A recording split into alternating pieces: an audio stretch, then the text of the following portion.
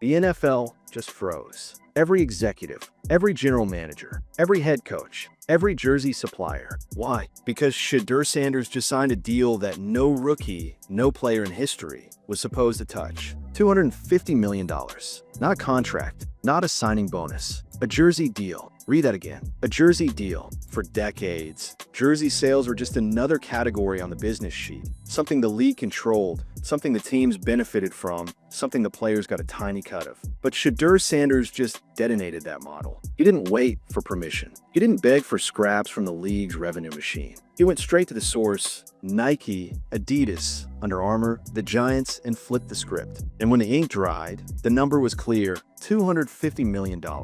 For his name, for his logo, for his jerseys. The second the news broke, the NFL front offices panicked. Because this wasn't just about money. This was about power. Shedeur didn't just secure a deal, he rewrote the rules. He did something the league has fought tooth and nail to prevent for decades. He cut them out of their own game. In New York, NFL marketing executives scrambled on emergency calls. In Cleveland, Browns ownership sat in stunned silence. And across social media, the reaction was nuclear. Fans weren't just celebrating, they were buying. Immediately, within hours, Shedeur Sanders jerseys were selling faster than any launch in league history. Websites crashed. Retailers couldn't keep up. Street vendors were printing knockoffs by the dozen just to meet demand. And here's the part that terrified the NFL most. These weren't official league licensed jerseys. These were Shedeur Sanders jerseys, direct to consumer, straight from the player, not the league. The NFL's iron grip on merchandise had been broken. And let's be honest,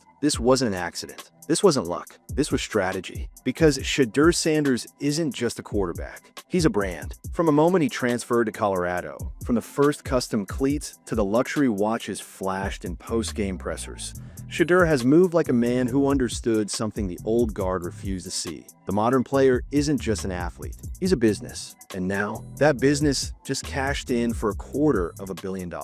The ripple effect was instant. ESPN cut into programming with a breaking news banner. FS1 threw away their rundown to debate what it meant for the future of the league. And every rookie, every college player, every rising star in the country saw the same message. If Shedeur can do it, so can you. And that's what terrifies the NFL most. Because this isn't just one player signing a record-breaking deal. This is the start of a movement, a shift in power from the shield to the players. And make no mistake, the NFL has never been more vulnerable. Because if jersey sales, the league's golden goose, are now fair game for players to own, then the system the NFL has built for decades just cracked wide open. And the man holding the hammer is Shedeur Sanders. Inside NFL headquarters, the panic was visible. Conference rooms filled overnight. Executives shuffled papers. Whispers turned into arguments. And the league office looked less like the polished empire of football and more like a Wall Street firm mid-crash.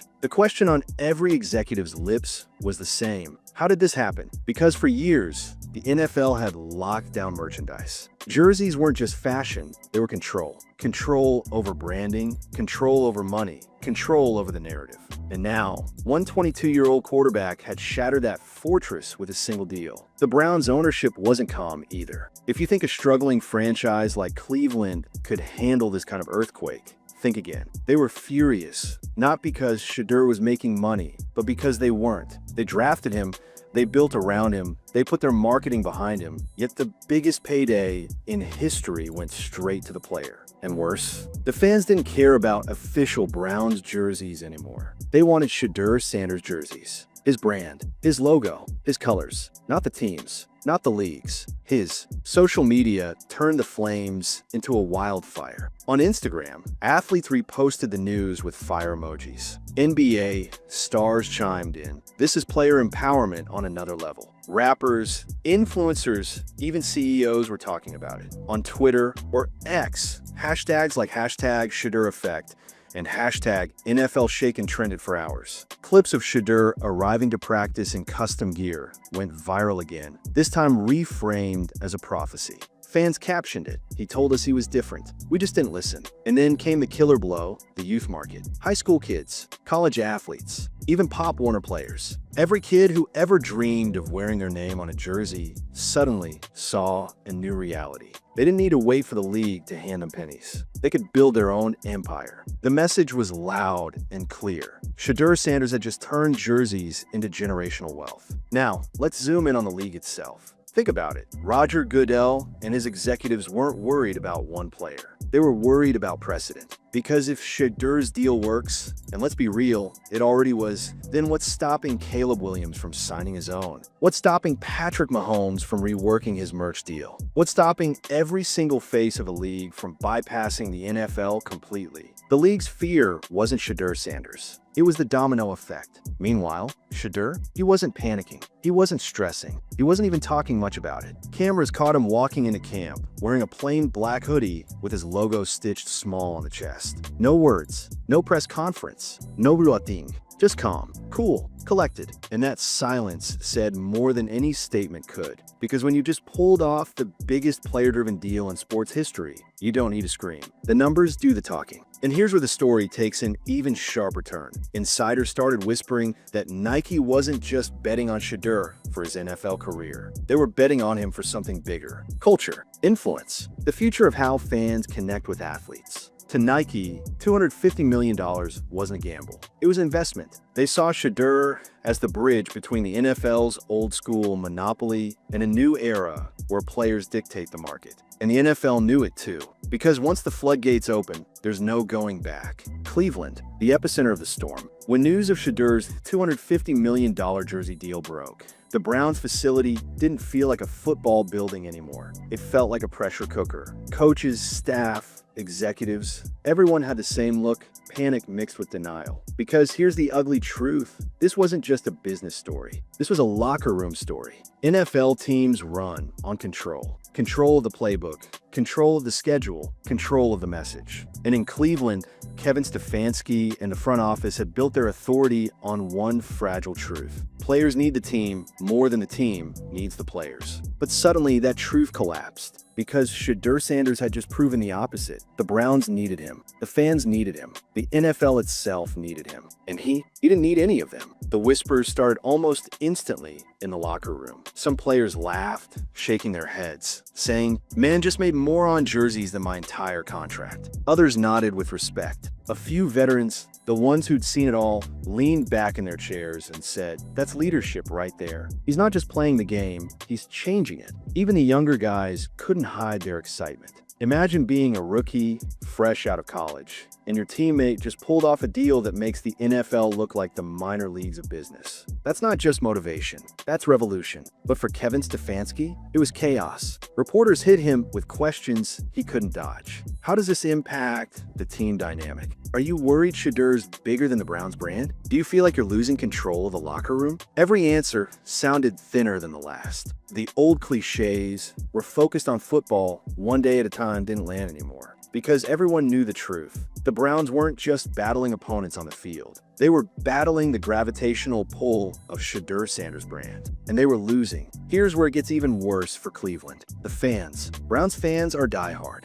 loyal to the bone. But loyalty has limits. And when Shedeur's jerseys dropped, the fans made a choice. They weren't waiting for official team merch. They were buying direct from him. Whole families were rocking Shedeur's personal logo, not the Browns. And when the stadium fills up with more Sanders gear than Browns gear, what does that tell you? It tells you the balance of power has shifted for good. Insiders say ownership held a closed-door meeting just hours after the deal hit the headlines. Phones buzzed. Voices were raised. Words like "contain this" and "brand conflict" echoed through the walls. But here's the problem. You can't contain a wildfire once it's already burning across the country. Shedeur Sanders wasn't just their quarterback anymore. He was a national icon, a brand moving independently of the Browns. And that left the team with one chilling reality.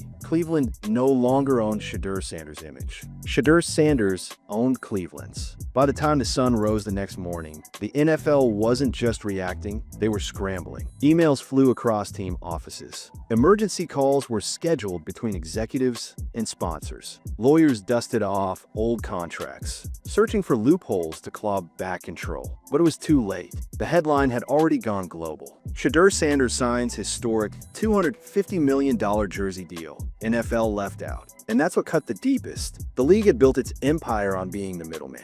They didn't just own football, they owned everything around it. Tickets, broadcast rights, merch. Every single revenue stream ran through the Shield. Until now, Shedeur Sanders had broken the monopoly. What came next was inevitable, the domino effect. Across locker rooms in all 32 cities, players were calling their agents. Wide receivers, defensive backs, even practice squad guys. The message was the same. If Shedeur can get his own deal, why can't I? It wasn't just the superstars. It was everyone. The old model of waiting for the league to hand out scraps was officially dead. And in boardrooms from Adidas to Puma, executives smelled blood in the water. Shedeur had proven the market was there. Fans didn't just want team logos, they wanted player identities, authenticity, personality. For years, the NFL told players to know their role. Now the role had flipped. The players weren't just part of the league's brand, they were the brand. Meanwhile, Shedeur stayed quiet. He wasn't doing a media tour. He wasn't throwing shade at the league. He was doing the one thing that scared the NFL the most, letting the deal speak for itself. Because silence is power.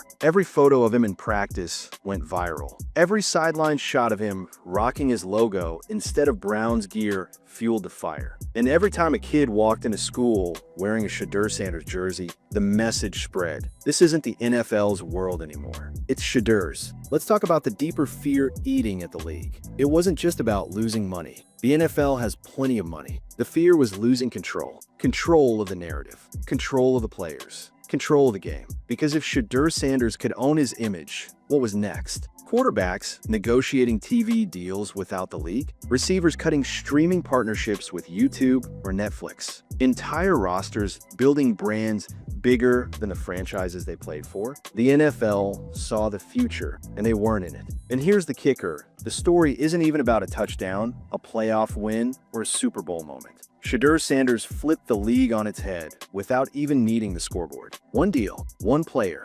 $250 million. That's all it took to send the most powerful sports league in the world into panic mode. The Browns can try to manage it. The NFL can scramble to contain it. But the truth is out now. The players don't just play the game, they own it. And at the center of this revolution stands one name, one brand, one quarterback who saw the system for what it was and decided to break it. Shedeur Sanders, the man who just turned a jersey into a weapon. The man who forced the NFL to blink. The man who proved the future belongs to the players. And this is only the beginning.